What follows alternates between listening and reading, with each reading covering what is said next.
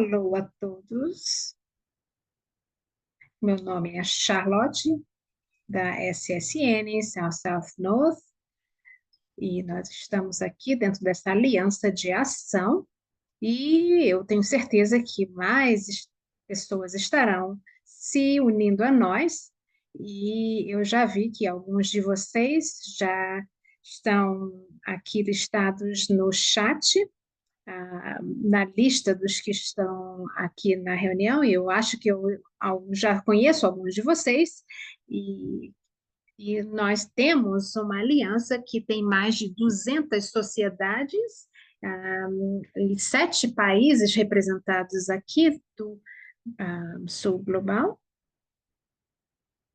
Aqui vocês podem ver mais ou menos como é que nós estamos, e nós estamos agora realmente indicados ali no mapa, e como uma aliança, nós temos um objetivo de dar apoio ah, dentro dessa temática, dentro dessas plataformas globais. E agora nós estamos juntos com ah, criando essa alternativa de ação para trabalharmos juntos. Nós também estamos unidos para criar uma capacitação dentro desse ambiente que nós trabalhamos tão intensamente, e alguns de nós já trabalhamos juntos já há algum tempo, nós temos também outros que têm se unido à nossa causa, e nós estamos agora, neste ano, querendo criar o que nós chamamos de treinamento. E como vocês irão ver, quais são as oportunidades e quais são as dificuldades que nós enfrentamos como comunidade. Então, eu quero também dizer que essa é uma oportunidade para que você aprenda e faça perguntas, e também veja quais são os nossos planos de ativismo e de divulgação, e também qual é a nossa temática. Então, eu penso que é tudo da minha parte, e eu quero desejar que você tenha uma boa experiência aqui dentro da sala. Como podem ver aqui nas fotos, nós já tivemos outros envolvimentos, outros momentos de agregação, e é para que todos possam ver como é que nós temos trabalhado. E eu vou pedir, então, agora que a nossa colega Marina, então, continue. Muito bem, eu vou apenas dizer das regras da casa. Eu vou pedir que você ponha o seu nome e a sua organização dentro do chat para que nós saibamos quem você é.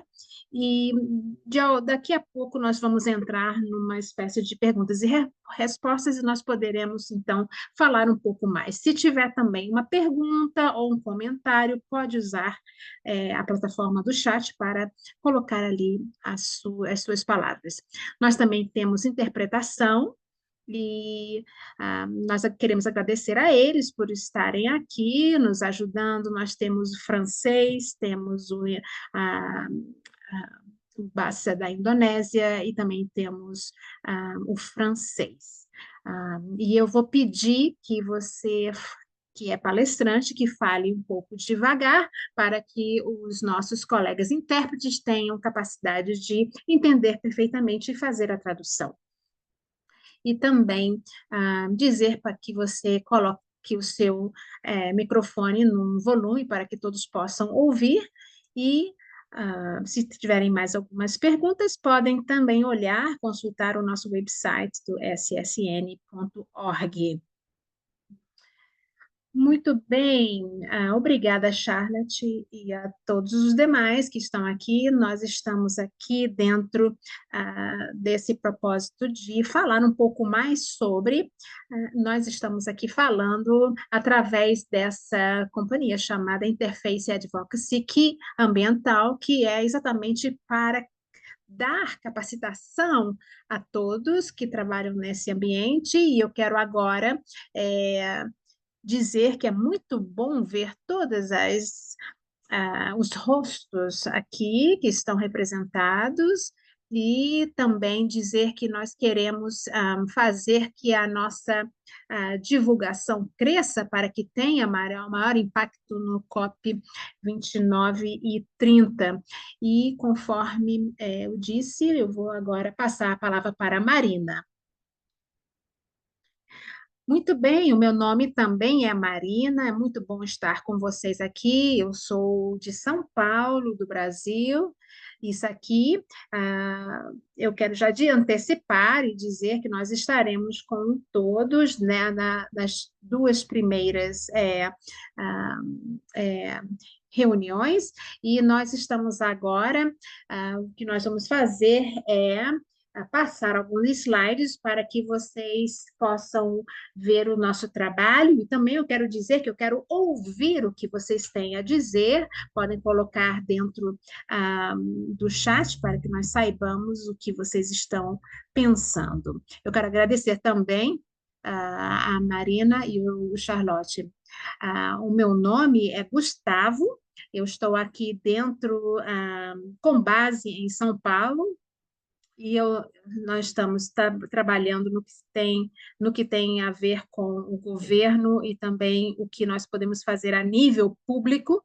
E eu também quero dizer que nós vamos dar suporte para que todos possam fazer esta reunião um sucesso.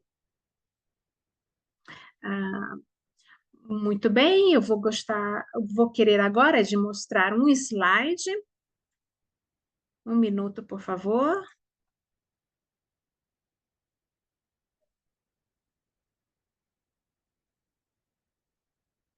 Será que todos podem ver esse slide?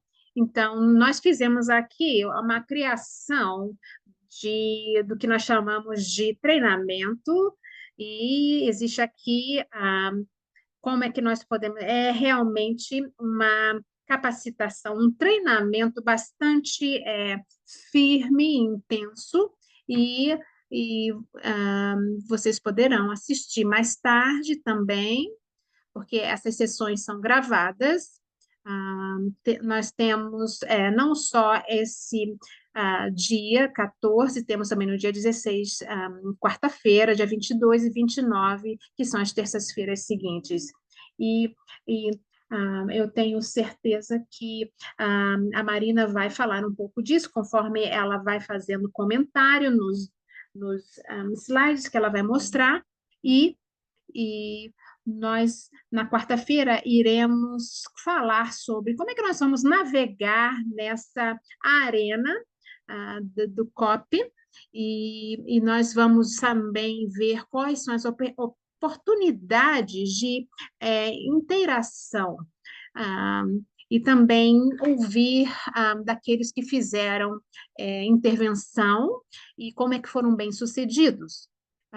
Nós também queremos dizer que existem também um grande número daqueles que fizeram as suas devidas entradas, e nós vamos ver como é que nós iremos fazer isso de uma forma mais dinâmica. Vamos ouvir quais são os testemunhos dessas intervenções e ver quais são as melhores práticas, e também ver como é que nós vamos fazer no último dia, que vai falar exatamente das ferramentas de um ativismo mais bem-sucedido, e qual será o plano de advocacia, ou melhor, de ativismo, e como é que nós vamos fazer esse modelo.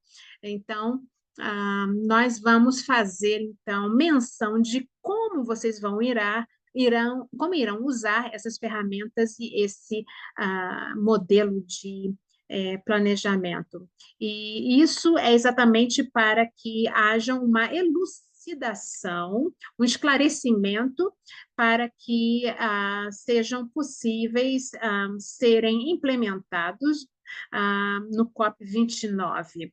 E o que nós queremos dizer que será sempre às 3 horas, no horário CET, e isso é sempre um dilema para nós, porque é um horário que todos precisam estar dentro da reunião no mesmo horário, da melhor forma possível. E ah, e quando precisar for, façam uso, então, a, a nossa reunião e façam uso do chat se precisar dizer qualquer coisa. Muito obrigada.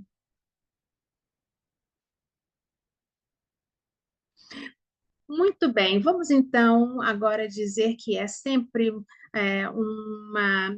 um grande prazer estar aqui com todos, falando do que nós trabalhamos e também, se quiserem falar comigo, por favor, coloquem aí no chat e também o que eu falar e se for preciso, nós ah, nós vamos deixar bem aberto, porque nós queremos tirar qualquer dúvida e deixar essa plenária bastante aberta e, e também dizer que conforme for a necessidade de esclarecimento sobre ah, o tipo de decisão que precisará ser tomada. Então, nós que queremos é que todos possam participar e a intenção é que todos possam fazer a sua advocacia bem planejada e que seja possível fazer de uma forma organizada e bem sucedida.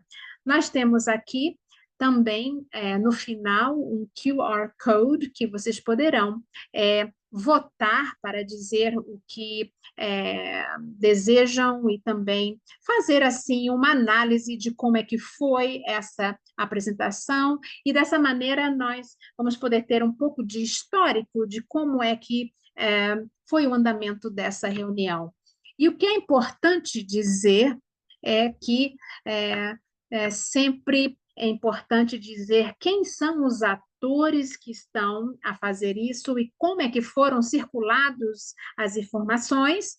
E hoje nós vamos falar uma coisa mais prática, de uma forma mais prática do que tem acontecido, e, uh, e, e quais são as diferentes áreas de advocacia que são realmente mais fáceis de se inteirar e de se conversar, e no próximo treinamento, nós iremos falar o que é esperado e também falar da COP 30, e nós sabemos que será aqui no Brasil, e nós vamos também falar sobre as eleições, que nós achamos bastante interessantes. Nós temos o link dentro do chat, eu vou colocar agora.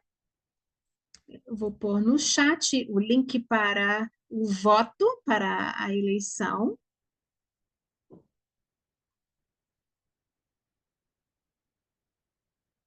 Muito bem, Marina. Por um momento nós vimos uma falha no som, mas já estou aqui de volta. Então,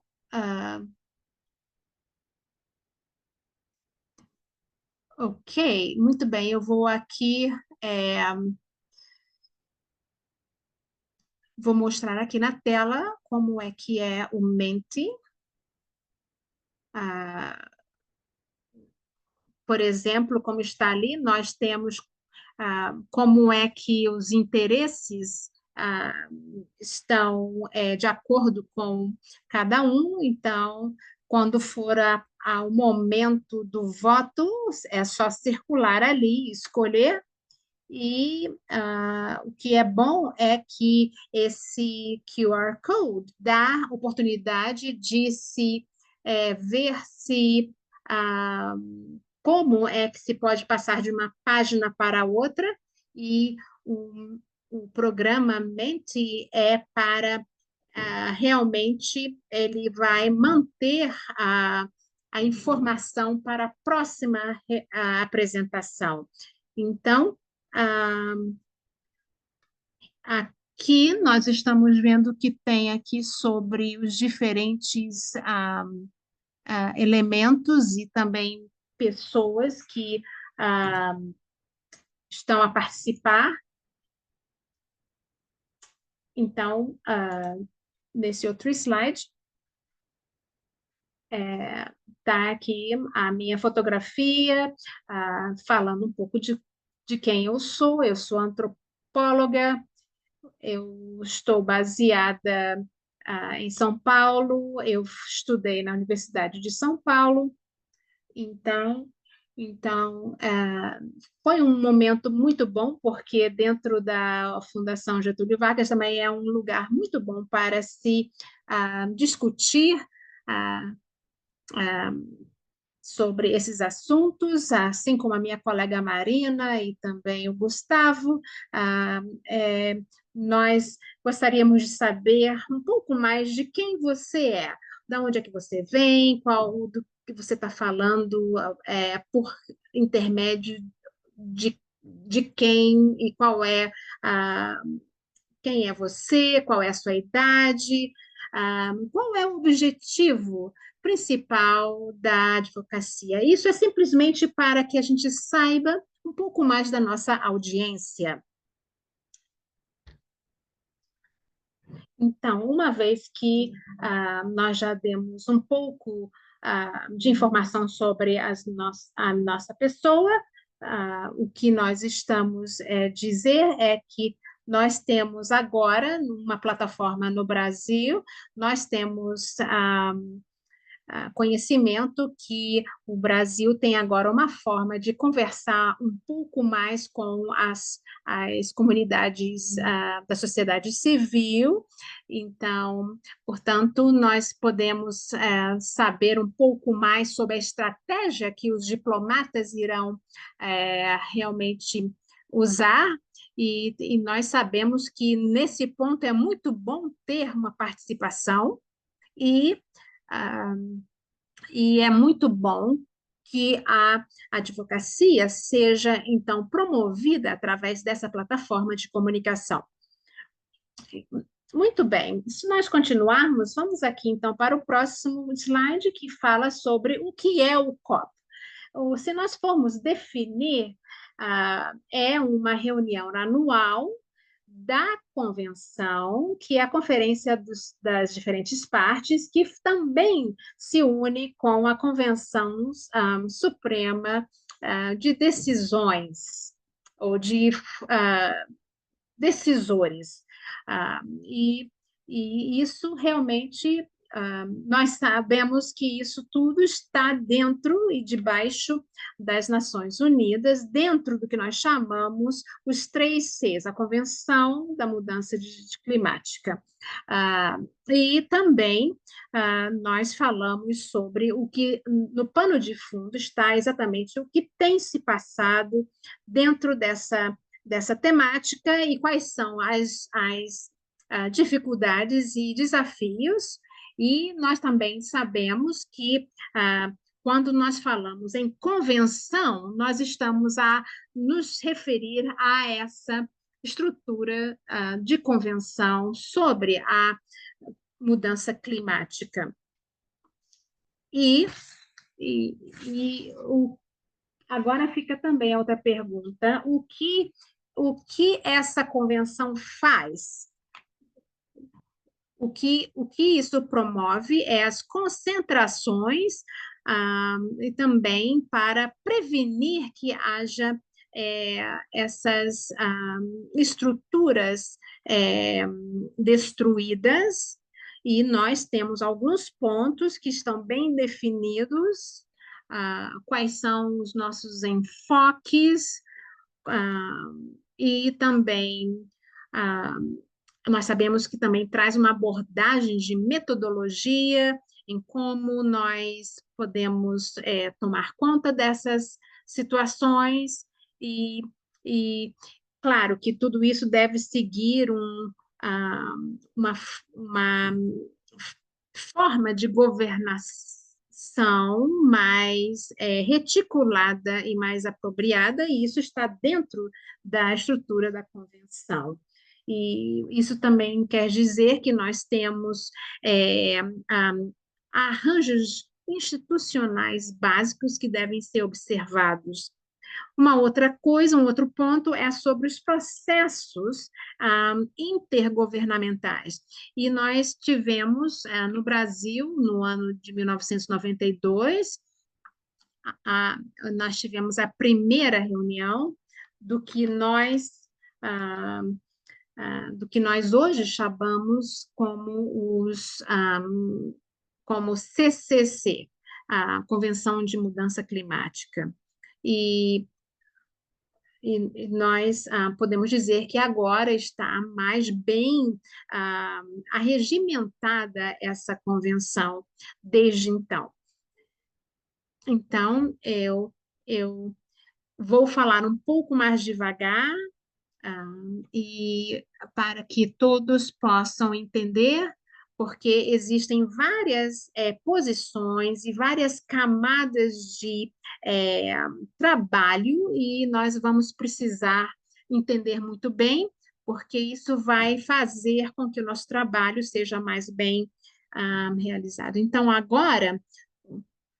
nós vamos agora ah, conforme essas camadas vão se apresentando, nós vamos cada vez mais nos aprofundar no trabalho e conforme a necessidade de se falar um pouco mais, a gente vai poder dedicar mais tempo. Muito bem, quando nós falamos desses órgãos de subsidiária e que são também de governação, nós vemos exatamente assim, ah, que, ah, que é a, como vê ali, a UNFCCC, que é exatamente o que vai criar o COP. E uma coisa que nós queremos enfatizar é que uma coisa muito importante é o CMP, que é o que nós sabemos que a organização CMP, ela também ela se encontra durante o COP todo ano e, e nós sabemos que eles se encontram 2 vezes por ano. Então, ah, então dentro do COP tem a reunião anual do CMP também. Temos também que considerar o CMA, que faz parte ah, aliás, que saiu do Acordo Paris, e dentro dessa reunião ah, foi criado o CMA para monitorar ah, esses órgãos que estão se agregando a esse trabalho com o COP. Portanto, existe essa parte chamada de Bureau, que é nada mais do que a parte de governação, de governo dentro. E, portanto, agora, se antes ninguém sabia, agora já tem mais uma explicação sobre o que tem acontecido com cada um desses. Esse bureau é o que dá o apoio a esses órgãos do governo. E nós sabemos que é o protocolo de Quioto, esse Acordo de Paris, e, eles não só tomam conta da agenda, mas também eles tomam parte da logística do evento, tomam conta também ah, ah, ah, dessa forma, eles dão apoio ao COP de uma forma muito mais ah, geral. Nós temos aqui, por exemplo, órgão que é, por exemplo, subsidiário para, eu diria, recomendação científica e tecnológica, que é a SBSTA. E isso também, e tudo que tem a ver com o tipo da convenção, tudo de informação que vai passar pela convenção, eles e também precisa ter, por exemplo, isso tem que estar dentro do COP, porque também vai ter um outro órgão subsidiário de implementação, que é a SBI,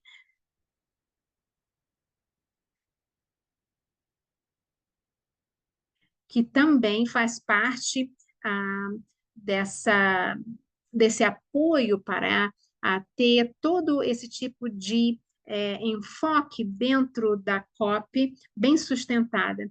E isso existe porque há um secretariado da CCC, que é uma subsidiária, e isso é o que mantém as informações, documentos, e isso é exatamente o que esse órgão de secretariado faz para manter com que o COP tenha todos informados com a mesma informação. Então, isso aqui é para mostrar a estrutura, como é feita a o NFCC em matéria de ah, estrutura. Então, vamos manter isso muito bem guardado no nosso pensamento para que isso não se confunda com o que vai vir agora com mais detalhes. Eu vou agora. ah, o que eu quero falar agora é sobre esses órgãos constituintes, que são que está aqui uma definição, que é que as várias decisões tomadas pelos órgãos de governo COP, CMP e CMA, que se encontram nas suas sessões anuais, estão ali para estabelecer o número de arranjos institucionais e também de corpos, desculpe, de órgãos especializados com o que nós podemos dizer é que existe uma membresia limitada que é referida como órgãos constituídos. Ah, então, existe também a participação das sociedades, existe assim um apoio aos que se envolvem de uma forma mais social. Isso também existe também. Temos adaptação de uma mesa redonda financeira, temos também a adoção do artigo 6.4, que isso é um órgão de supervisão. Então, por exemplo, o porquê da existência dele e o que é que ele faz. Então, é muito importante que nós tenhamos isso, porque é, é, a explicação é porque aqui a participação precisa ser mais detalhada em cada tópico que se for falado. Então, por isso esse artigo é muito importante. Ah, eu acho que eu posso, para ajudá-los, eu posso pôr um pouco mais isso dentro ah, aqui do nosso chat, e para que vocês possam fazer a sua própria consultoria. Ah, então, vamos agora continuar. Existem aqui, ah, o que eu vou repetir é que nós temos o que eu chamo de ah, os órgãos subsidiários e também o que agora eu posso dizer que é os órgãos constituintes. Então, ah,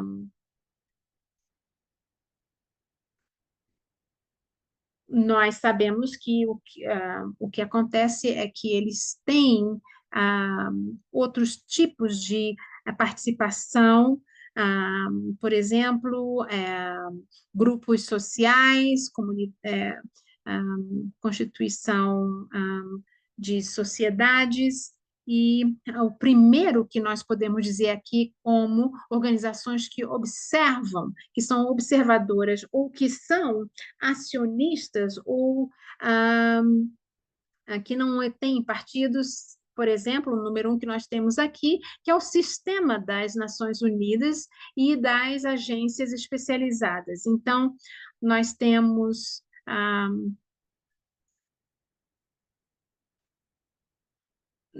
nós sabemos que esses indivíduos que trabalham para estas agências e para esse tipo de sistema são sempre convidados para participarem ah, e o que nós podemos fazer sempre é nos fazer envolvidos com eles e nós podemos nos listar junto a eles para que nós possamos ter, por exemplo, aquelas tarjas ah, de trabalho, de credenciamento, que vai lá, está escrito, por exemplo, CCC, e nós temos que ir de acordo com o processo de, um,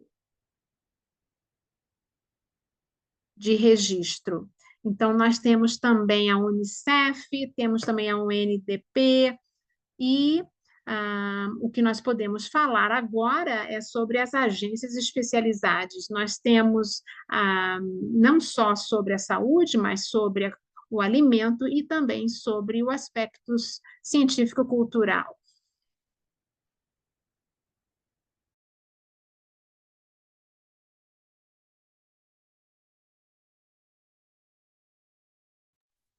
Não estamos nessa categoria aqui, contudo, essas organizações são entidades criadas por tratados ou acordos entre Estados soberanos para trabalharem juntas para assuntos comuns e que servem como plataformas para operações internacionais sobre paz, segurança, comércio, direitos humanos, meio ambiente e desenvolvimento. E, portanto, todas essas ONGs têm também a Organização Mundial da Saúde, tem o Fundo Monetário, tem várias ONGs europeias e aquilo que é a ASEAN, ou as nações do Sudeste Asiático. E, portanto, o que é interessante saber é esse terceiro grupo, que são as ONGs e suas constituintes.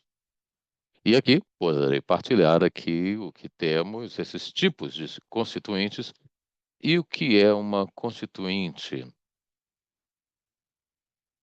São agrupamentos de ONGs que apresentam assuntos e se organizam nesses grupos flexíveis, de certa maneira soltos, com diferentes tipos de organizações que trabalham com esses UNCCC, acerca de convenções, tratados, etc. E aqui estão alguns tipos de constituintes que, uma vez você aplica como ONG, no sistema da ONU, você tem que indicar qual tipo de grupo é que você melhor se encaixa como organização. Por exemplo, o que eu trabalhava era uma ONG empresarial industrial, chamada de Bingo, que é do BINGO, para diálogos com empresas, diálogos de um grande ambição para uma resolução climática, e eu estava aqui nesse grupo Bingo. E depois também temos a ENGO, ou ENGO, que são as ONGs ambientais, onde a maior parte trabalha aí. E, portanto, aqui um exemplo para vocês verem, temos o valor total das participações das ENGOs, que são organizações não governamentais que trabalham com o meio ambiente. Depois temos duas partes menores dessas grandes, que é a NGO CAN, que é da Rede de Ação Climática, e depois a DCJ, que é a Campanha para Demandas de Justiça Climática. Essas constituintes refletem de anos e anos de comunicação e estratégias de diálogo. E a categoria aqui é alocada de acordo com a Constituinte, administrando os resultados das campanhas de advocacia. E aqui, como disse, a campanha para a demanda da justiça climática como uma ONG do meio ambiente, e temos esses que representam, como podem ver, uma pequena fatia desta constituintes. Se a sua organização não é registrada, mas você trabalha com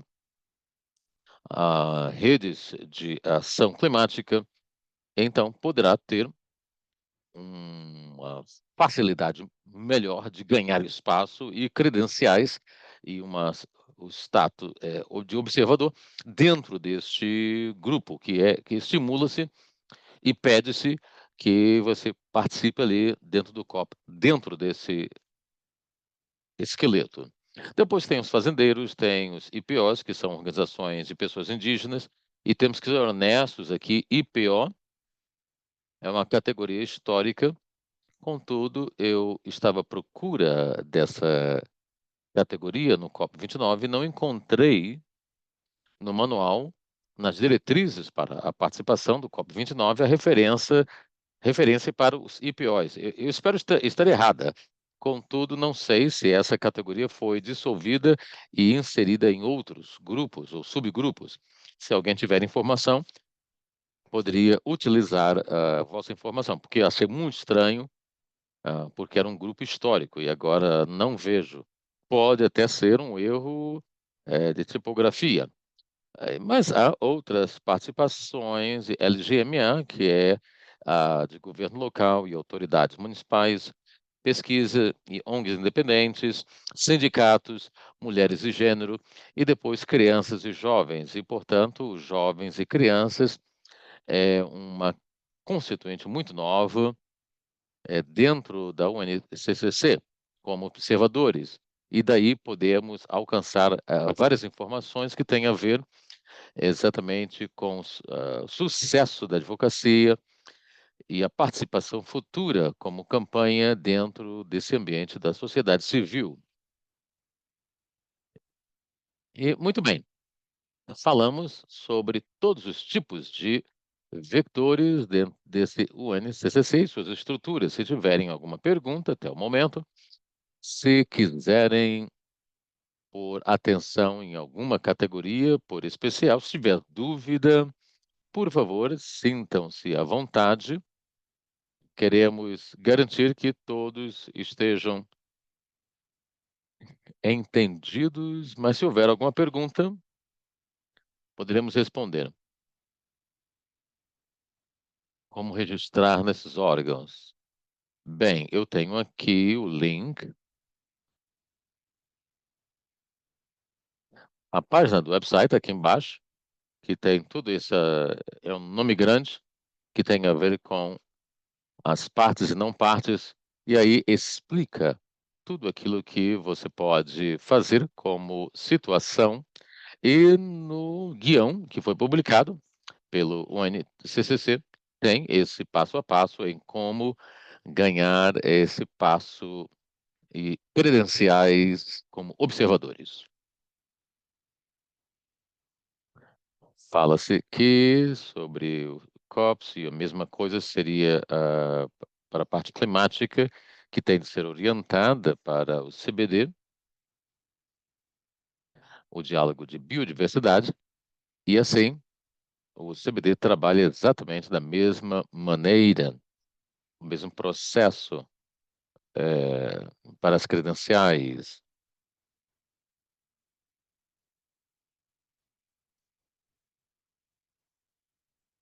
Daí, o COP16, que aconteceu na Colômbia, encaixa-se nessa mesma estrutura. Será que uma pequena ONG pode registrar-se na UNFCCC? Sim, pode. Tem uma regra. As ONGs com menos de 3 anos não podem aplicar na UNFCCC. Você tem de ter mais de 3 anos trabalhando com referências, um histórico. E a base aqui é as ações e o seu trabalho. E não sei se mudou nesse ano, mas até agora era 3 anos, porque tem a ver exatamente com o meio de que se trabalha. E você pode registrar, você pode ter essa categoria e capacidade. E se tiver menos de 3 anos de ação, creio que não pode. Muito bem. Assim, temos outras perguntas aqui, Marina, no chat. No chat, a representação de cada um é conhecida.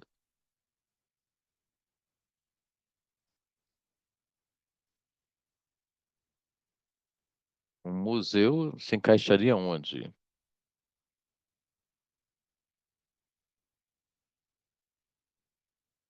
A representatividade é conhecida? Sim, é conhecida.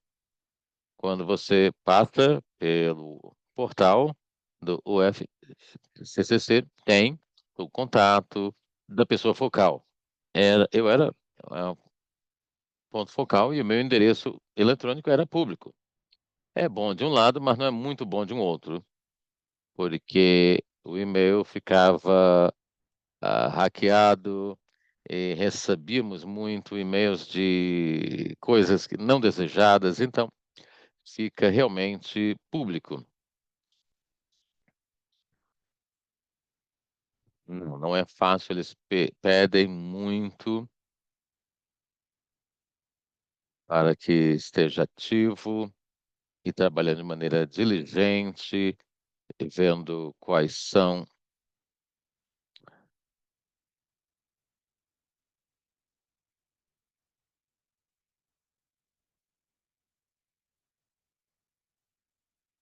Sim, essa pergunta aí você não pode aplicar para um grupo específico, mas pode falar com a ONG que tenha uma situação específica onde investigadores, outros que estejam interessados, podem querer uma credencial e cada organização terá essas regras ao distribuir-se credenciais. E o meu papel era de distribuir essas credenciais naqueles que faziam parte desse processo. E, portanto, essas credenciais não são. A venda, digamos, você não pode comprar. E há ONGs que vendem, mas não é certo.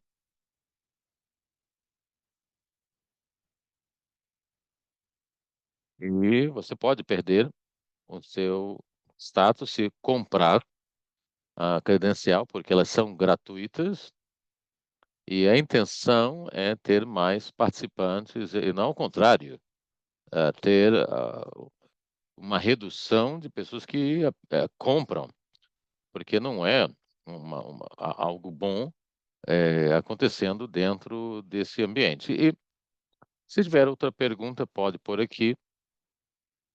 Marina e Gustavo poderão nos ajudar a ver essas questões aqui. E aqui vamos entrar dentro da história breve da convenção e manter o tempo aqui. Aqui está uma foto minha, lá em Glasgow. Foi meu primeiro copo. Estava interessada nesse e estava querendo realmente trabalhar nessas mensagens onde podemos fazer isso se atuarmos agora, ou seja, foi uma mudança na comunicação, porque antes da pandemia do Covid, a mensagem era chamada ação, o apelo à ação. Mudamos para atue agora, que foi substancial nessa comunicação, e essa tonalidade foi proposta em função dos movimentos sociais e pelos jovens e crianças, esse grupo que agora tem um espaço e para pensarmos sobre estratégias, para abordarmos para tal no futuro, temos que pensar agora. Esse é o entendimento. E as metas do Acordo de Paris e as iniciativas têm a ver exatamente com isso. E assim, foi uma grande mudança na comunicação, tentando alinhar tudo isso com a advocacia e outros movimentos sociais que enfatizam que o tempo para se atuar seria agora, para que os governos estarem a negociar. E isso foi uma mudança grande dentro do COP. Falaremos rapidamente sobre 4 momentos, 4 COPs. O primeiro realmente não foi um COP, foi antes do COP, e fala-se sobre o Estocolmo 92 e o Eco 92, a Cimeira da Terra, no Rio de Janeiro. Então, são dois eventos que faziam parte de um grande movimento, de um apelo à ação, e era um apelo de ação, na realidade, onde reconhecia-se o impacto da mudança climática na vida do dia a dia do cidadão. Falaremos sobre o Eco 92 e depois o primeiro COP em Berlim, COP 3 de Kyoto, e iremos dar um pulo grande para o COP 21, que foi realizada em Paris. E, portanto, temos muito debate, muita conversa, desde Kyoto até Paris. Eu não poderei abordar tudo aqui, mas as informações estão disponíveis nesse portal. Esse website da UNFCCC tem todos os documentos, você pode ler tudo isso aqui e interar-se sobre cada um dos COPs. Mas eu porei atenção apenas nesses aqui agora. Então, para o primeiro, a Conferência de Estocolmo, de 92, conhecida mais como a Conferência das Nações Unidas para o Ambiente e Desenvolvimento, ou UNCED. Tivemos, assim, a Conferência do Estocolmo, que foi um evento ambiental muito grande, ali na Suécia, e juntando 114, creio que ela disse, países, e a participação de hoje é 172 países hoje, a cada ano, é mais, enviando chefes de Estado, e hoje é algo grande, mas para aquela altura, naquele momento, foi algo impressionante, um momento importante da evolução global dentro da governação do ambiente. Isso foi muito importante. E depois tivemos, no mesmo ano, o Eco 92, no Rio de Janeiro, que foi conhecida como a Cimeira, ou aquilo que seria a Convenção da Terra. E, assim, com as conclusões foram similares, onde então descobriu-se que seria então trabalhar com essa cúpula da Terra, falando sobre a crise internacional. E começou-se então a trabalhar com fundamentação da mudança climática da UNFCCC, da qual estamos aqui a falar, e tivemos também a base da Convenção da Diversidade Biológica, o CBD. E o CBD foi estabelecido para se tratar exatamente das diferenças internacionais e criou-se esse quadro jurídico para a biodiversidade biológica e os benefícios que vêm para a utilização de elementos genéricos. E hoje, o CBD está bem evoluído, mas no momento a preocupação principal era de se encontrar exatamente, ou estabelecer-se o CBD. E assim, para dar da mitigação do clima ou dos problemas climáticos, e assim, significando emissões, diminuir as emissões do carbono e olhando o impacto da biodiversidade. E os anos passaram e o NFCCC introduziu os compromissos dentro da sua estrutura e adaptação, mitigação e grandes impactos. E o CBD trabalha hoje para o clima. Então, estão bem intrínsecos e cooperam muito dentro deste aspecto climático, como o CBD. E depois tivemos aí a Declaração do Rio para o Ambiente e Desenvolvimento, que foi algo muito importante no momento, porque foram 27 princípios na promoção do desenvolvimento sustentável, estressando a importância do crescimento enquanto se protege o meio ambiente, a proteção do ambiente e o desenvolvimento, que tem que andar de mãos dadas. E, assim, decisões fundamentais foram ali tratadas do respeito pelo meio ambiente enquanto se desenvolve, onde tem que haver alinhamento, e foi a primeira vez que se falou disso, com os limites do meio ambiente e os princípios da poluição. No Brasil, temos esse debate dos impostos e temos trabalhado nessa campanha, porque se você traz mais emissões, você paga mais. É um mecanismo que pede para que os que poluem paguem mais. Isso foi mencionado da primeira vez no Rio 92, Eco 92 do Rio de Janeiro. E aqui é um pouco do resumo da nossa história. E temos outros documentos que foram publicados da Agenda 21 e os princípios da floresta, que falaram sobre a gestão para a conservação das florestas. E melhoramos muito esses debates dentro daquilo que é o COP atual. Muito bem, esse é o primeiro momento. Depois, nos levou para o primeiro COP, que foi realizado em Berlim.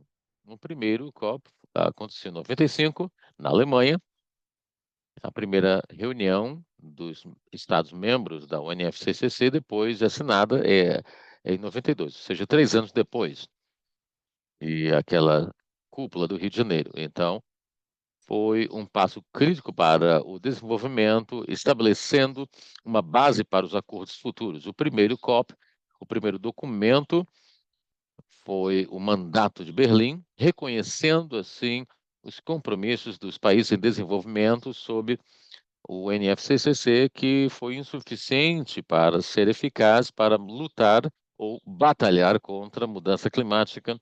Foi um momento de percepção daquilo que seria insuficiente e precisava-se, no momento, de maiores detalhes e maior engajamento e participação para se estressar essas questões, para que esse mandato pudesse, então, exatamente tratar desses debates, desse protocolo, e se tivermos metas insuficientes, medidas insuficientes para implementação, o que é que nós podemos produzir nesse aspecto de governação para ajudar esse cenário, ajudar esse ecossistema.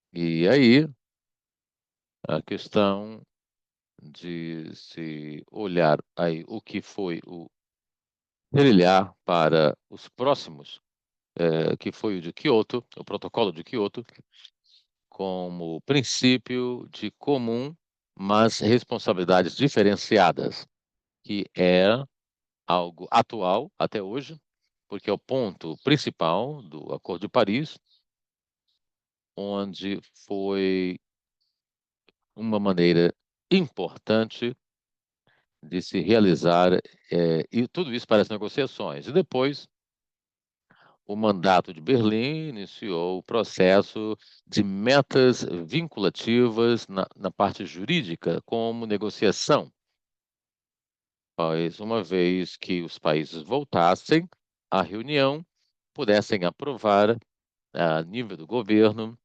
No Brasil, aprovou-se o Protocolo de Quioto e o Mandato de Paris na legislação,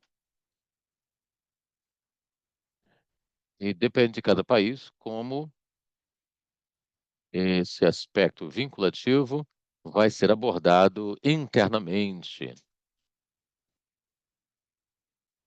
E a Conferência de Quioto tem esse aspecto principal que tem a ver com abordar essa questão com as metas climáticas, se são suficientes ou não. E o que foi interessante para o Protocolo de Quioto e tornou-se obsoleto ao passar do tempo é de que tivemos esse momento de limitação da emissão quantificada para países industrializados apenas, que o princípio entrou em ação, e então comum, mas com responsabilidades diferenciadas, e vemos aqui na industrializado vis-à-vis países em desenvolvimento. Então, industrializados teriam uma limitação de emissão quantificada, enquanto países em desenvolvimento não teriam. E, no momento, foi muito interessante, porque assumia-se que o princípio das responsabilidades diferenciadas, contudo, nesses países como Estados Unidos, Canadá e outros não estavam muito alegres com isso, porque as metas eram apenas para eles, não para outras economias. Então, isso foi o ponto principal para os debates, e razão pela qual os Estados Unidos saiu fora do Acordo de Quioto, com esse apelo de mudança, para termos mais desse parte da convenção como país industrializado. E assim vemos do Quioto em economias emergentes, onde a primeira meta vinculativa foram de 37 países industrializados mais a União Europeia, e pela primeira vez meios de implementação foram abordadas, mecanismos de mercado, que foi o mercado do carbono. Fala-se muito sobre mercados do carbono quando fala do é, Acordo de Paris, como já mostrei, do 6.4, dessa emenda, desse acordo, do quarto parágrafo, fala acerca do mercado do carbono como meio de se implementar e redução das emissões, e temos outros mecanismos, tais como esses, que é da implementação do mercado, dessa implementação. Isso aqui é importante porque muitos países aumentam não só o mecanismo do mercado, que é importante, mas os do não mercado têm o seu espaço para negociação, porque o mecanismo do mercado aqui das emissões deveria ser uma maneira extra para se tratar das emissões e não a principal, não é o foco principal. Assim, o Protocolo de Quioto não partilhou novos compromissos para os países desenvolvidos. Isso ficou em branco no Protocolo Quioto e teve, como explicava, desafios e limitações, como da diferenciação dos países industrializados e não industrializados, e apenas com metas para os industrializados, não outros, e economias emergentes. E aqui esse interface do protocolo do Kyoto com o website, que é uma página histórica. Esse desenho aqui é bem daquela época, que é interessante. Se você vai procurar o website, isso ajuda para que todos esses websites históricos mantenham esse aspecto.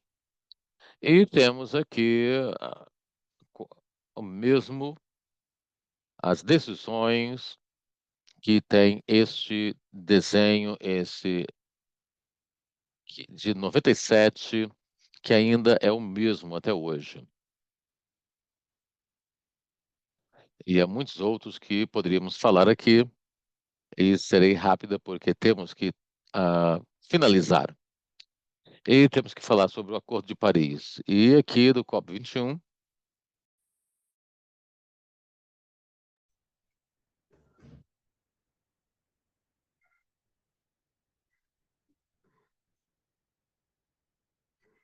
Sim, eu vou me aprofundar nos artigos e também nos tópicos,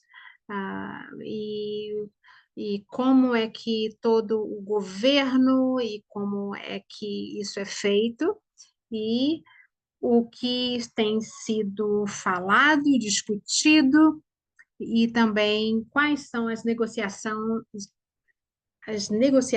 que estão acontecendo nesse exato momento.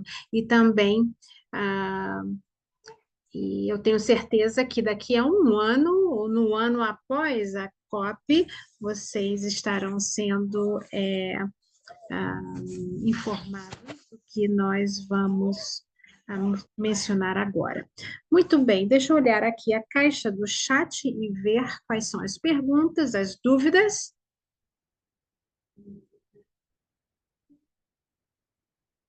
Eu acho que eu não imagino que seja exatamente dúvidas, então nós vamos prosseguir.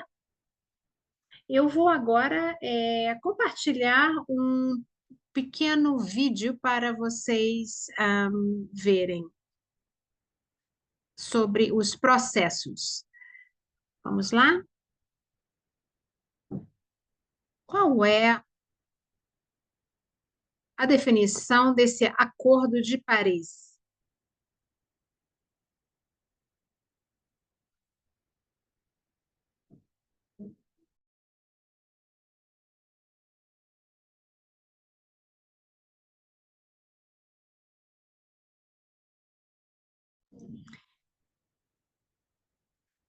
Tra- É feito através de um ciclo de 5 anos e os países, eles fazem as suas contribuições e aqueles que estarão tomando medidas estarão dentro dos planos que estão dentro do acordo. Também estará fazendo ali um crescimento da resiliência sobre o acréscimo de temperatura e também esse acordo tem a ver com o tipo de estrutura que vai oferecer para os diferentes aspectos do acordo, como financeiro e também administrativo. Isso também será acessado na liderança dos próximos planejamentos que estarão sendo beneficiados ou colocados para frente.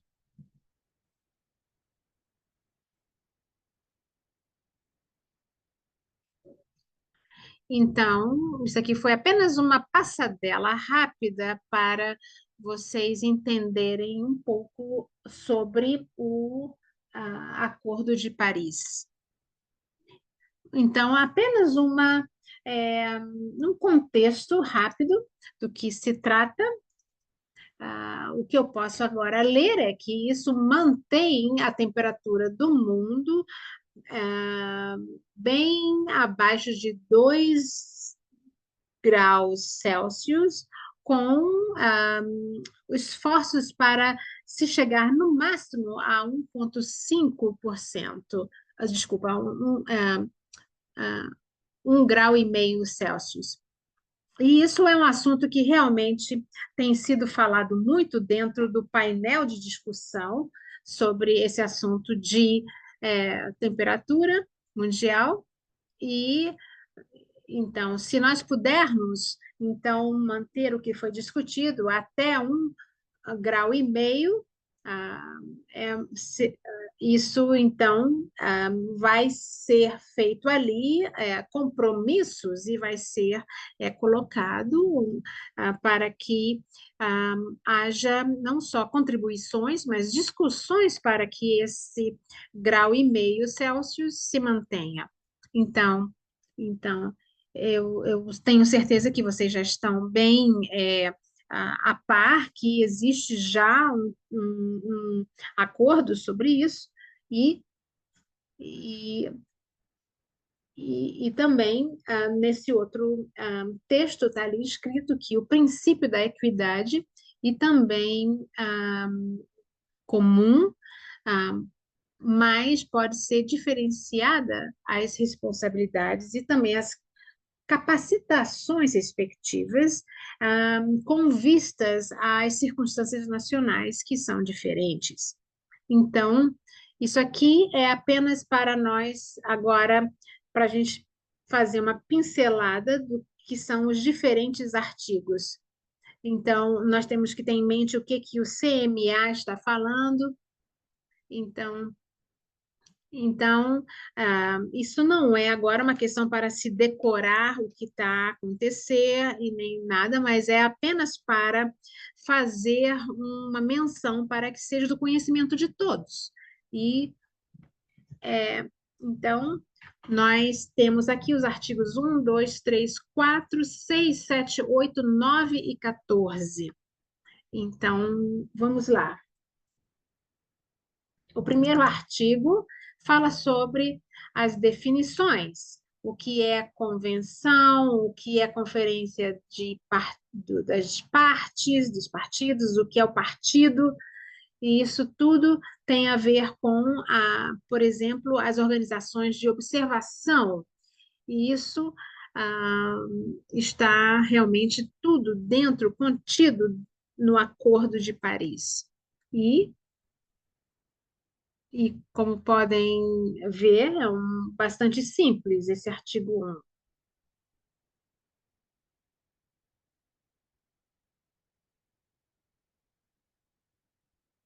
1. Claro que nesse ponto é falado exatamente no artigo 2 sobre que está indo na direção do fortalecimento da resposta global a esse tipo de ameaça de mudança climática e também.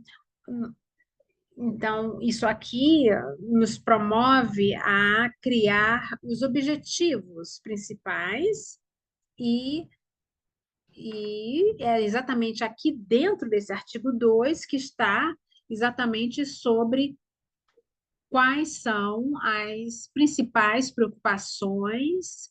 ah,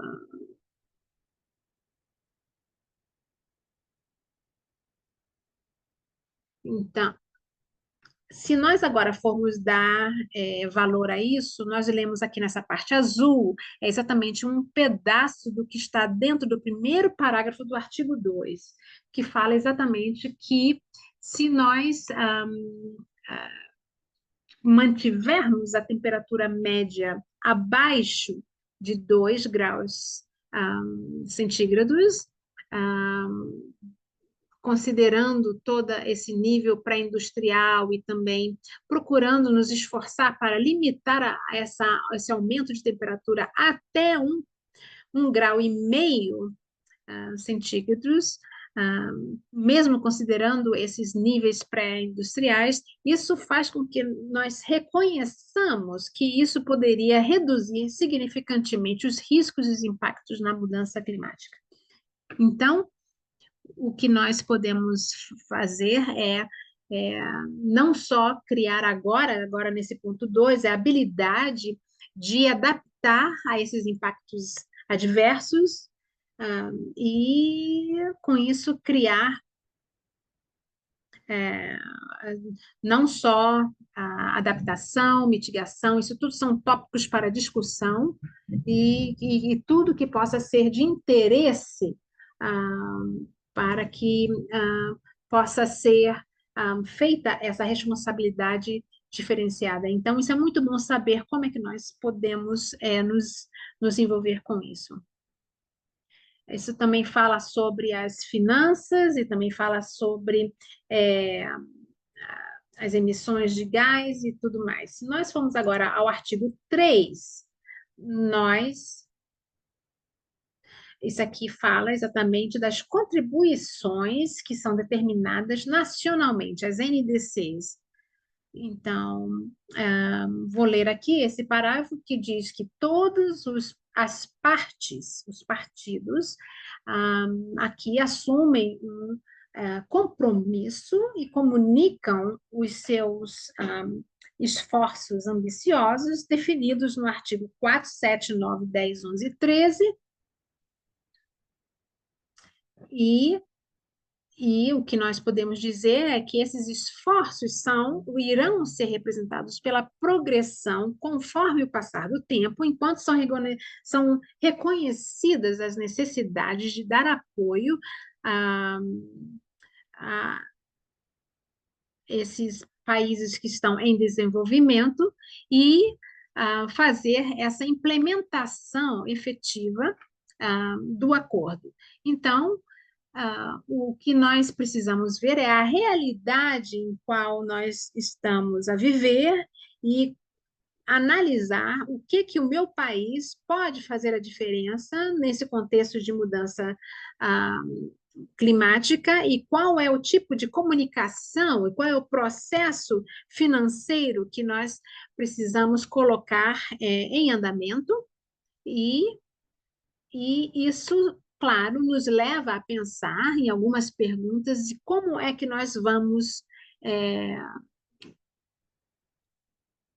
como é que nós vamos lidar.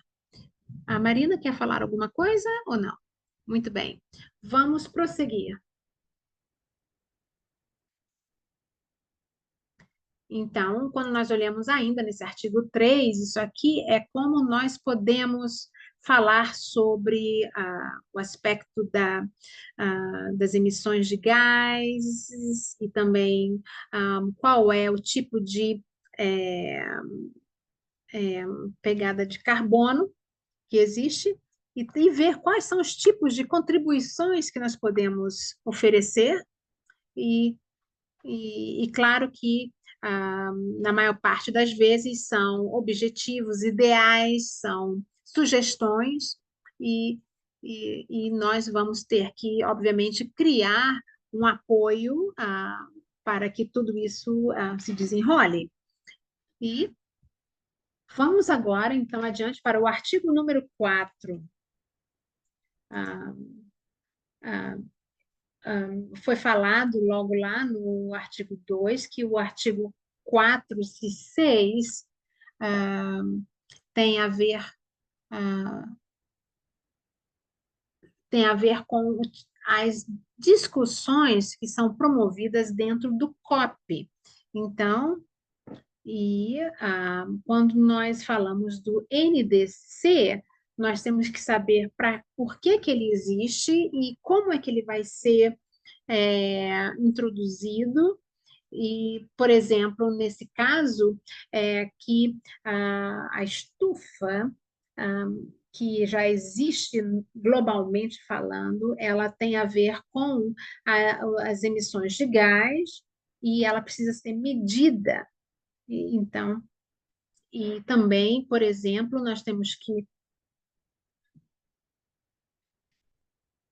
nós sabemos que o artigo 4 também tem falado muito no ano de 2050 e, portanto, nós temos que ter esse tipo de comunicação sucessiva de NDCs a 4, 5 anos, porque, por, porque, porque isso tem a ver com que o Ministério do Meio Ambiente, ah, o que ele faz em relação a esses momentos de decisão.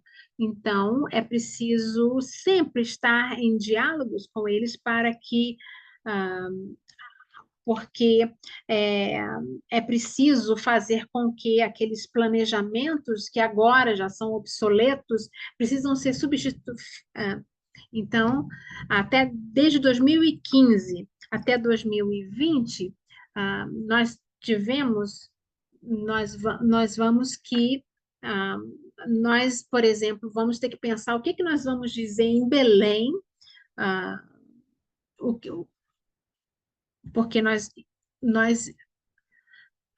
nós fizemos esse tipo de acordo em 2015, então será uma década, 10 anos já no decorrer desse acordo. Então, lá em Belém será muito interessante como é que nós vamos manter essa comunicação mais aberta e mais esclarecida e também mais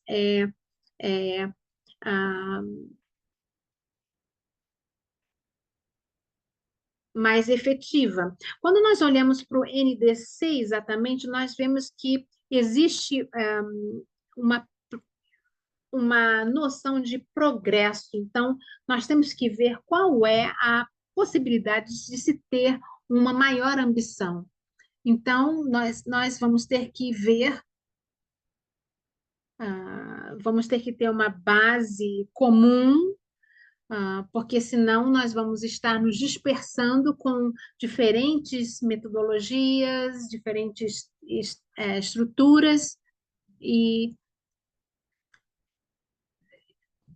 nós vamos ter que fazer uma análise para saber quais são os países que apresentam as mesmas características, porque nós não vamos precisar perder essa oportunidade em passar uma análise mais acertada. O que aconteceu na nossa conversa em Glasgow foi que nós tivemos que fazer uma espécie de orientação para anotação do que nós precisamos fazer como alinhamento, como é que os países podem se ah, esse tipo de acerto. O que nós também podemos ver é que existem, no caso, linhas do tempo, onde precisa ser feito essas considerações não só de integridade de meio ambiente, a transparência, uma, um sentido de trabalho completo, de comparação, de consistência e também de acerto. Então, nós também vamos ter que prestar atenção na forma como nós vamos obter informações e fazer uma enxugada, ah, porque nós poderemos falar muito sobre as emissões e, portanto, realmente um tópico bastante interessante, e realmente, quando se fala, inclusive, do aspecto de indústria e nós temos que fazer ah, esse estudo e também ver o que os indivíduos tradicionais pensam e o que é que os industrialistas pensam, e será muito interessante saber o que cada lado tem a dizer dentro desses documentos. Eu não vou agora passar pelo artigo 5, que senão vai demorar muito, mas eu vou direto ao artigo 6. O que está a dizer aqui nessa parte rosa é que um mecanismo que pode contribuir para a mitigação dessa estufa de emissões de gás e que pode dar apoio a um desenvolvimento sustentável, pode ser aqui estabelecido debaixo de uma autoridade e também de uma espécie de supervisão da conferência do COP, e também isso pode servir de acordo entre as partes de uma forma voluntária básica. E uma coisa que nós podemos também notar é que nós temos que ver o que vai poder ajudar os países no geral. E uma das coisas é que nós temos que já instituir como premissa da onde que saem essas emissões de gás. Então, qual é o balanço que nós podemos fazer, uma vez que nós tenhamos essas informações, e, ah, e nós sabemos que as conversas giram em torno, na sua grande maioria, dentro desse artigo 6.4, que fala exatamente do que nós já lemos aí nesse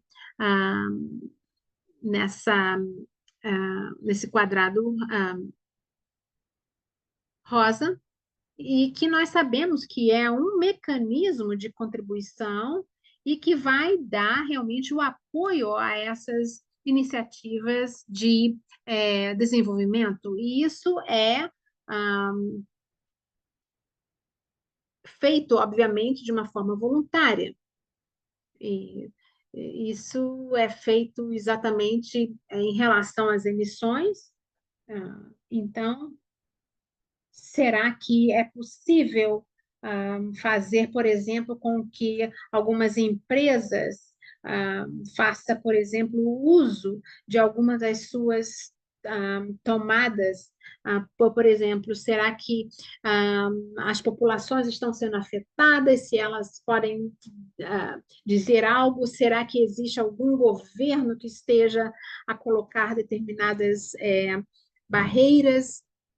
Então, nós temos que saber quais são as formas como é que nós podemos combater essas dificuldades.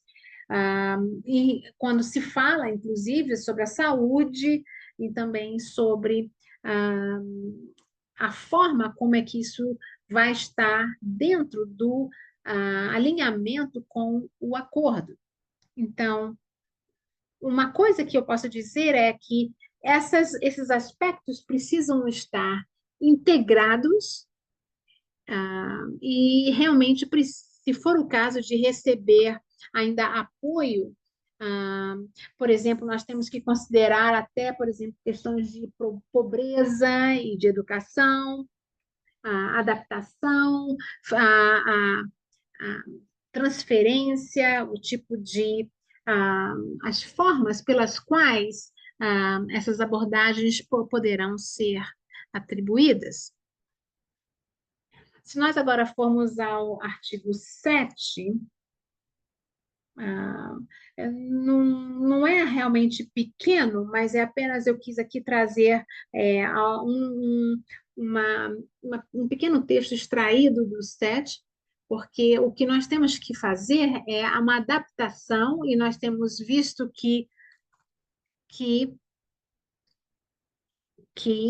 muitas vezes existe uma vitória quando se há uma adaptação, ah, e nós sabemos que este ano tem sido ah, havido a necessidade de ter maior discussão sobre isso, porque nós temos visto essa mudança climática bastante presente. Nós sabemos que existe também esse conhecimento que, quando nós falamos que uma situação sai do cinza, está indo para o verde. Então, quando nós temos órgãos que estão dando o devido ah, apoio e a resiliência para que haja uma mudança em como contornar esse tipo de situação climática, nós temos que ver quais são os níveis de mitigação e quais são as formas de contribuição para que o desenvolvimento seja realmente sustentável. E também, agora, se nós olharmos o artigo 8, nós podemos ver que é realmente uma situação onde as partes e os partidos reconhecem que existe essa necessidade de adaptação para ter uma mitigação mais significante e maior, para reduzir essa necessidade de esforços de adaptação. E nós sabemos que também existe uma necessidade de adaptação maior, que vai ter que envolver maior custos. Então, essa adaptação envolvendo maiores custos, ela precisa estar alinhada a esses pontos de adaptação para que essas questões todas sejam decididamente mitigadas, principalmente quando nós estivermos diante de situações de desastres e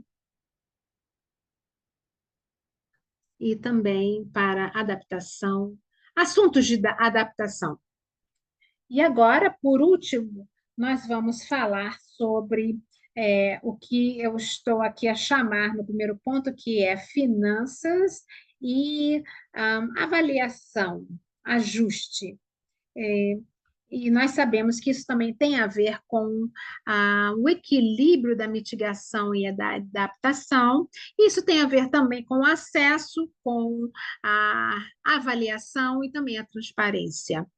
E nós temos 98 países e outros que já estão ah, fazendo a devida investida de 100 milhões de dólares, ah, e, e nós sabemos que não foi nem entregue em 2020 e até agora também não foi entregue. E isso é o que nós temos que fazer, falar de uma forma coletiva para que haja essa adaptação muito bem feita, para que nós cheguemos a esse ponto de discussão e que seja realmente adaptada essas medidas e que haja realmente esse custo ah, e financiamento dispendido de uma forma correta. E isso é uma necessidade ainda maior quando nós vemos uma necessidade que é muito mais sentida em alguns países na questão financeira. Então, quando nós temos essa discussão financeira, precisa ser progressiva, precisa ser reciclada, precisa ser informada e e é uma questão também de nós fazermos com que os países que são mais desenvolvidos em indústria se sintam mais interessados nos outros países e também reconhecer aqueles países que têm muita seca, que estão ah, ah, ah, temos também que ver aqueles países que têm que estar prontos para algumas das questões de adaptação e também de uso de tecnologia para, quando estiverem na necessidade, terem uma melhor transformação e então, quando se fala assim, nós temos que fazer um inquérito, temos que pesquisar, tem um levantamento, temos que saber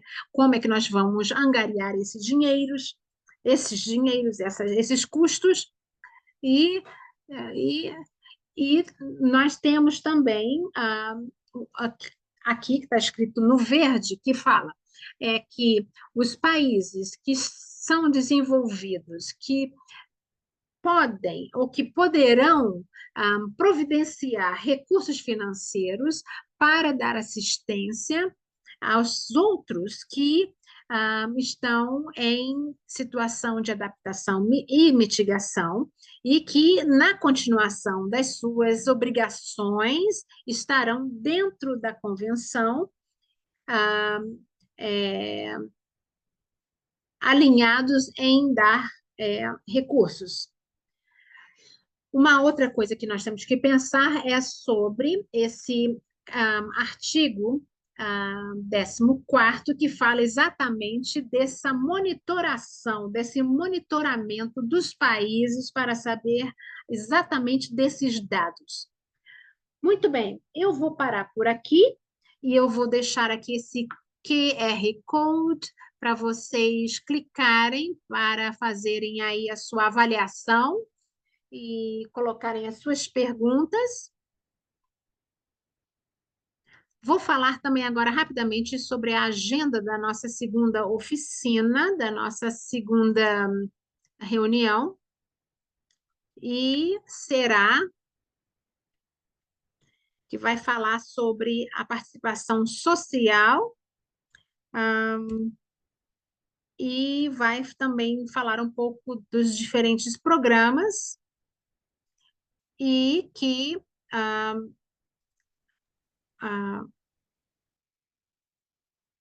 Portanto, são todos temas que foram apresentados hoje e creio que na quarta-feira estaremos mais preparados para entrarmos dentro das questões das negociações e a participação no COP. E espero que isso tenha vos ajudado de maneira a entenderem esses principais temas do Acordo de Paris.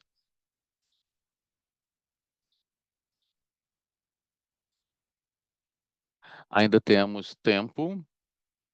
Enviei no chat algumas perguntas, porque as pessoas estavam pondo as perguntas enquanto você falava, e com certeza eu não podia ver por causa do ecrã que estava aberto na apresentação, mas aí estão as perguntas no chat. Perfeito.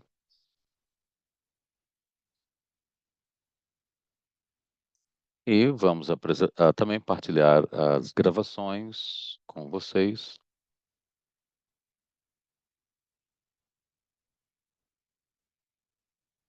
Eu não sei qual foi a primeira pergunta, Marina, se puder me ajudar.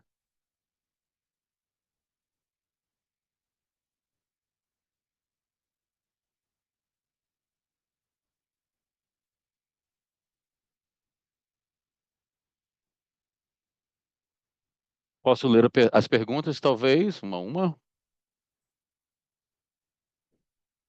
Marcelo Lonsai perguntou: em qual categoria o museu se encaixaria na participação no COP?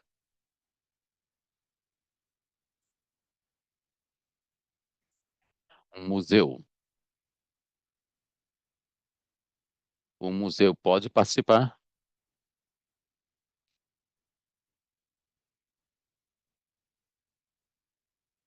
Eu creio que sim. Depende como você se define. Se você é um museu e tem um programa educacional e outras atividades que incluem socialização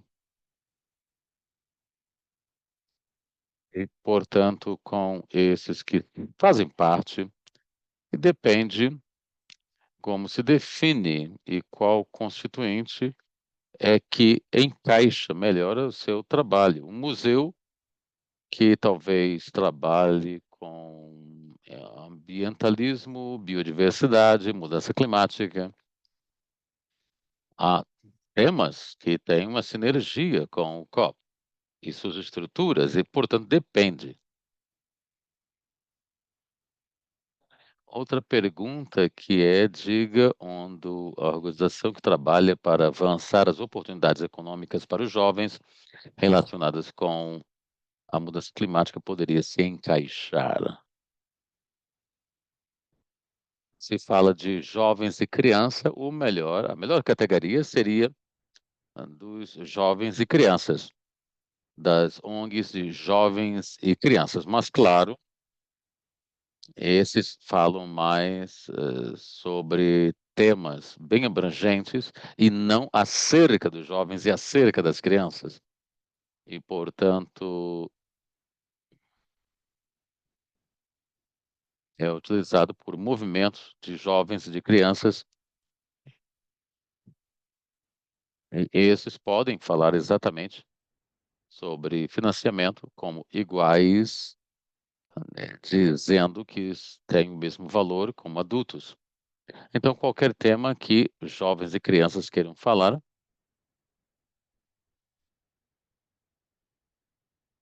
e seria muito interessante falar sobre financiamento.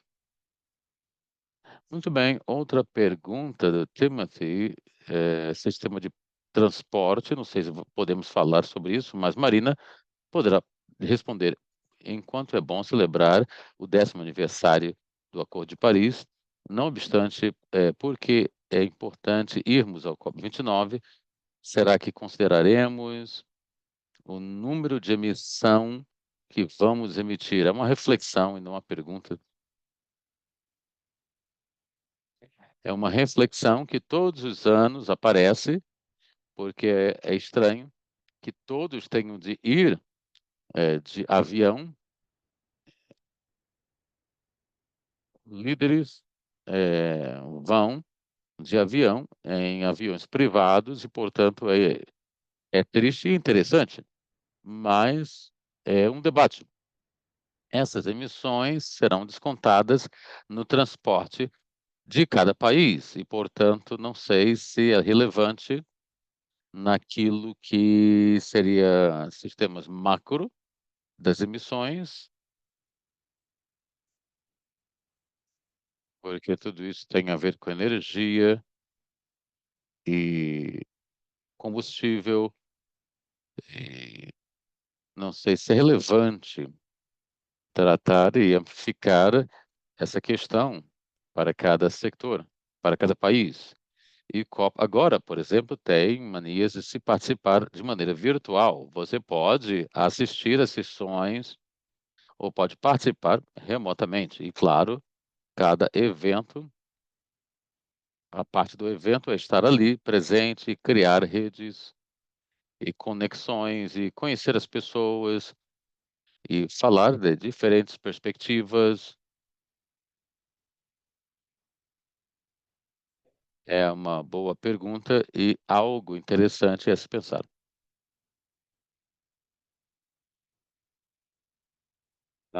Eu creio que já foi respondido, mas será que um participante pode estar na próxima cúpula do UNFCCC sem ter credenciais de observador? Eu creio que falou-se sobre isso, e sim, pode e terá de, como outras organizações, tem que partilhar a credencial consigo. Então, na maior parte das vezes, você pode ser um observador e tem mobilizado parceiros, e se você vai com outros, mas você, como indivíduo, pode perguntar a uma organização que possa lhe dar a credencial.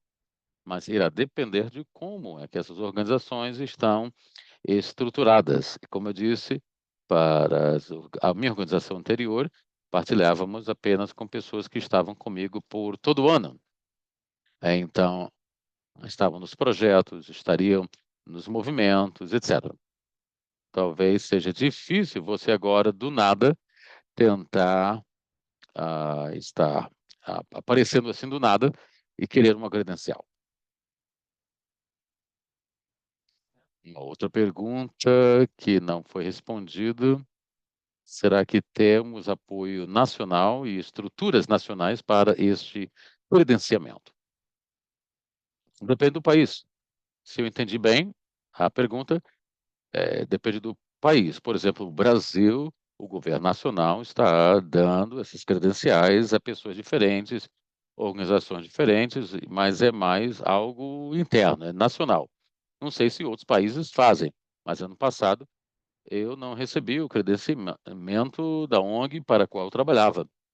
Eu fui credenciada pelo governo federal com o Ministério dos Assuntos do Exterior, porque eles viram a comunicação e disseram de que todos que queiram ir ali no COP têm de preencher o formulário e receber a minha credencial.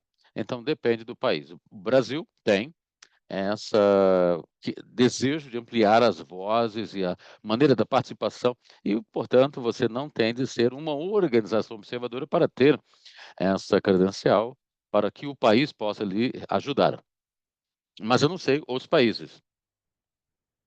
Foi um pedido da sociedade civil e já é um resultado interessante desses trabalhos que temos vindo a falar.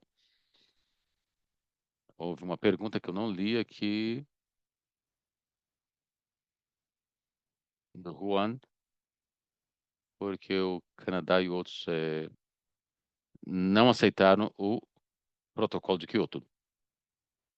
Canadá e outros países, ele disse outros, creio que é países, rejeitaram o protocolo de Kyoto, porque puseram metas apenas para países industrializados. Estados Unidos, Canadá, disseram que não era justo, mesmo que países desenvolvidos estavam a trabalhar, tinham suas emissões e deveriam ser responsáveis, razão pela qual houve essa característica onde Estados Unidos e Canadá não estiveram muito contentes com esse protocolo, porque as metas eram apenas para eles, como países industrializados, e não sentiram que houve justiça aí.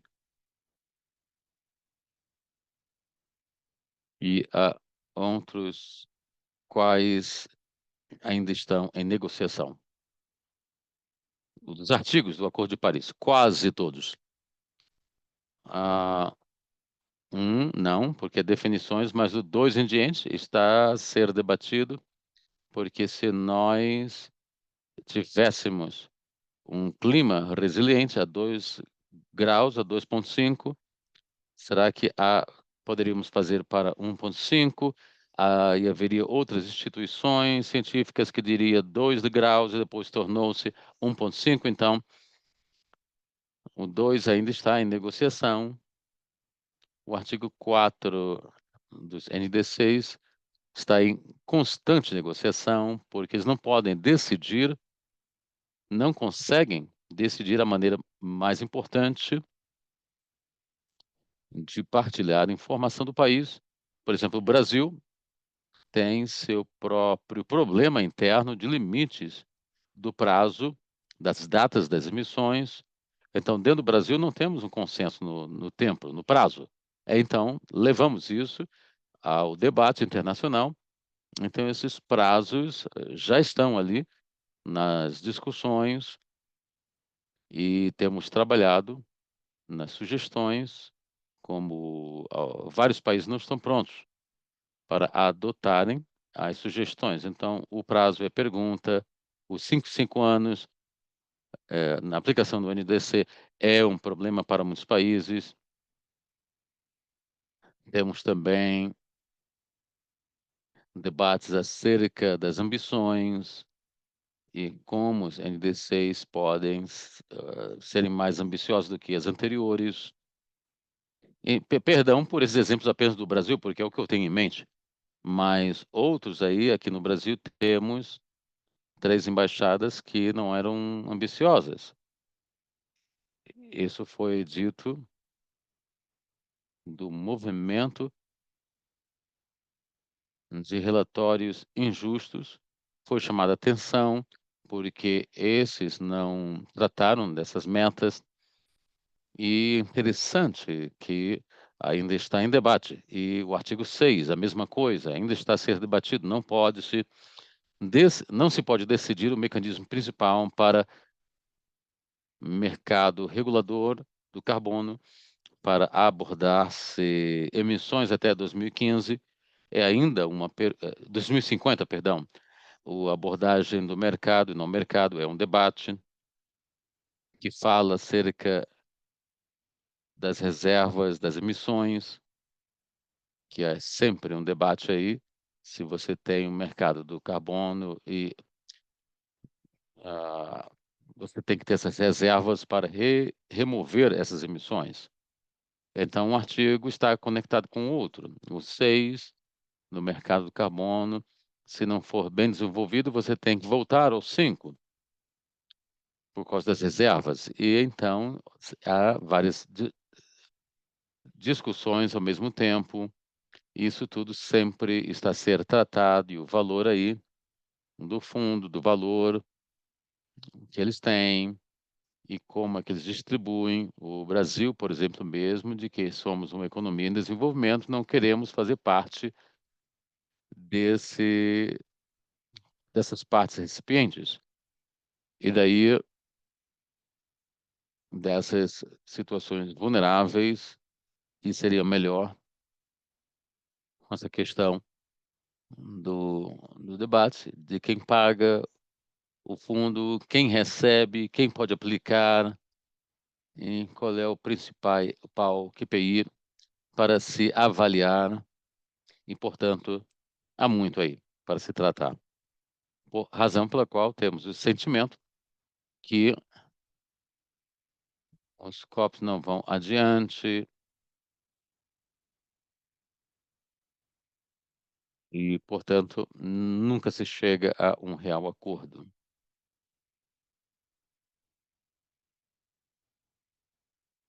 Obrigado, Marina. Ah, Sobre credenciais e credenciamento, algo que já foi dito, e às vezes a linguagem é difícil. Para se tornar credenciado, é um processo que a Marina falou, você tem que ter 3 anos de experiência, e depois você passa pelo processo para se tornar um observador credenciado. E uma vez que você então você tem o seu crachá, às vezes chama-se passes, credenciais, são terminologias diferentes, mas é a mesma coisa. E é a credencial para se estar presente, e se não for credenciado, porque o processo é cumprido, e pode ser difícil às vezes, como vários já disseram, então você cancela pelo governo ou por uma outra instituição, mas como dito, você depende dessa pessoa que às vezes não quer te dar a credencial. E se quer embarcar nesse processo para se tornar como a ONG, observador, e ter o seu próprio credencial, é um processo que a UNFCCC tenta priorizar como administração, porque nos tornamos observadores também. A maior parte dessas organizações que têm a credencial vêm desses países industrializados, que tem a ver com a história do UNFCCC. É um reconhecimento que deveria haver mais esforço para se incluir observadores de outras regiões, mas infelizmente o processo é desafiador. E assim, eu creio que vale a pena você ser credenciado. Então, haverá participação virtual no COP, e até recentemente não era claro quem estaria lá, porque a UNFCCC teve orçamento que foi cortado, então há limitação da participação e não foi uma opção no meio do ano. E é exatamente esse constrangimento, virtual ou presencial. Seria muito bom economizar e não se utilizar aviões e o carbono, mas temos que ver as oportunidades e aí temos que entender as maneiras de se envolver no trabalho. Eu espero que possa ter esclarecido.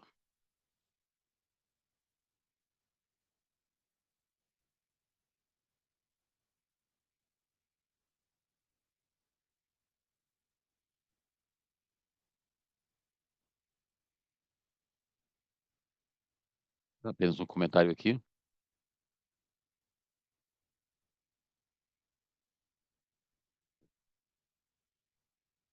Mesmo que não vá ao COP, pode fazer as suas vozes ouvidas pelos negociadores.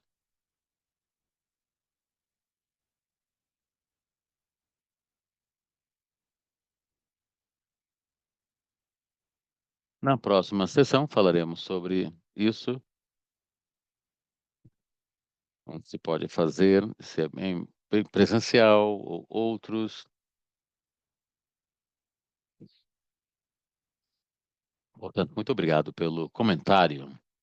Se não houver, então, perguntas, e apenas para agradecer-vos, Marina Naves, Marina Esteves e Gustavo, por nos apresentarem e falarem sobre uma introdução tão interessante do processo da UNFCCC e a sua estrutura, e iremos acompanhar com cada um de vocês que estiveram no evento, com detalhes, informações e muitos recursos que poderemos trabalhar, e os webinários do passado, orientações, recursos que nós utilizamos para produzir essa sessão, que estará a chegar por e-mail, e estaremos a partilhar essa gravação e todos os recursos que nós temos aqui para vossa leitura.